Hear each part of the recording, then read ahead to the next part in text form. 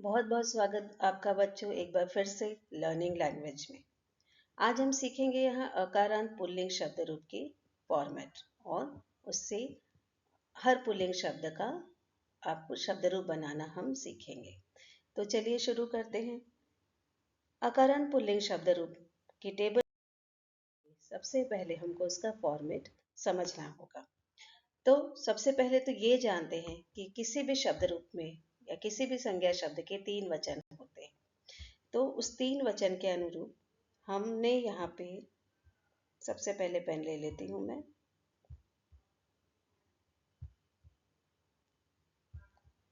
तो उनके अनुरूप 3 वचन होते हैं जो है एक वचन, द्विवचन और बहुवचन। ये तो आप सब जानते हैं। तो 3 वचनों के लिए ही एक फॉर्मेट भी बनेगा।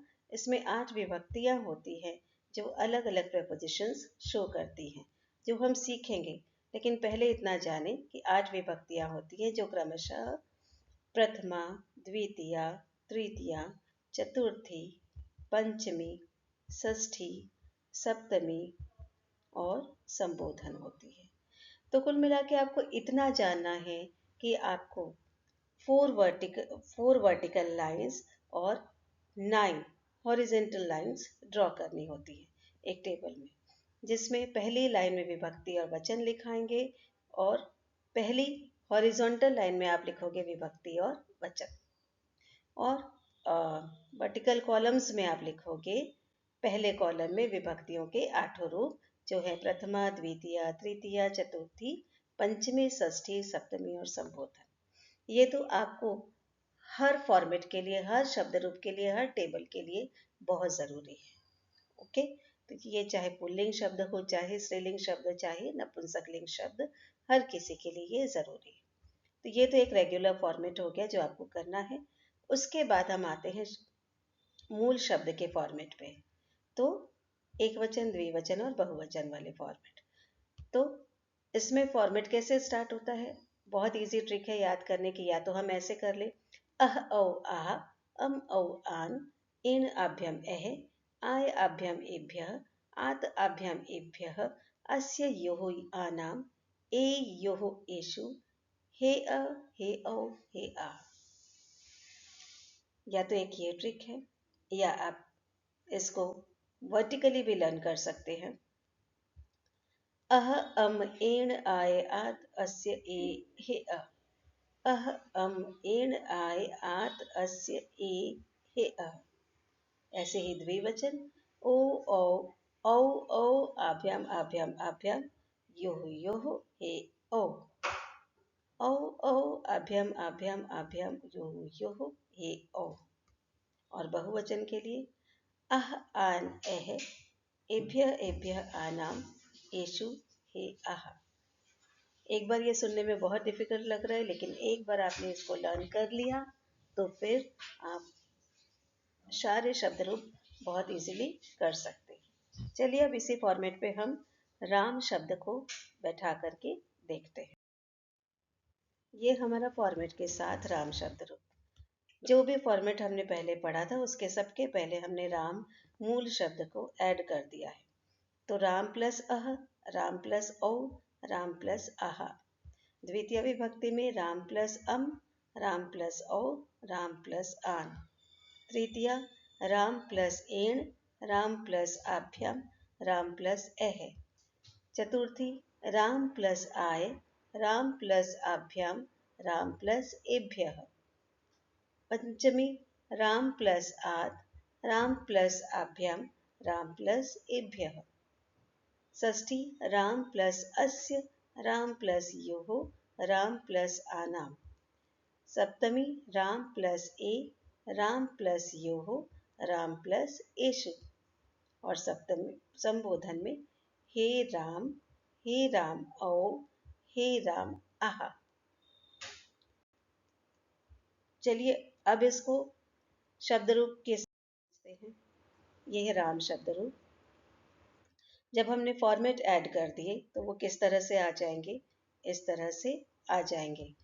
रामः, रामौ, रामः, रामं, रामौ, रामान्, रामेण, राम आभ्याम, राम एह, राम आय, राम आभ्याम, राम एभ्य, राम आत, राम आभ्याम, राम एभ्यः, राम अस्य, राम युः, रामाणाम, रामे, राम युः, राम एषु, हे राम ओ, हे राम आह, जिसको अब हम ऐसे भी सकते हैं। ये हमारे फॉर्मेट है और फॉर्मेट पे देखिए आप सर्कल आपके लगे हुए जिससे आपको बहुत इजीली समझ में आएगा कि हमने कहाँ कहाँ फॉर्मेट यूज़ किया है।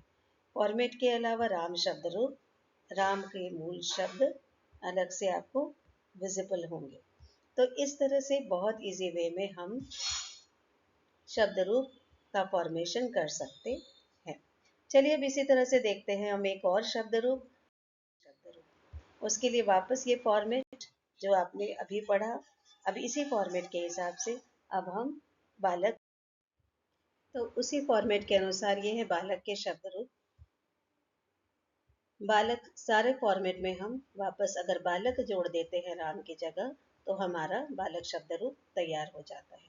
बस एक अंतर ये है कि राम शब्द रूप में हमने राम प्लस तृतीया विभक्ति में राम प्लस एण लगाया था और यहाँ बालक शब्द रूप में आपका तृतीया में बालक प्लस एण, बालक प्लस एन होगा, जो आप यहाँ शब्द रूप में देख सकते हैं।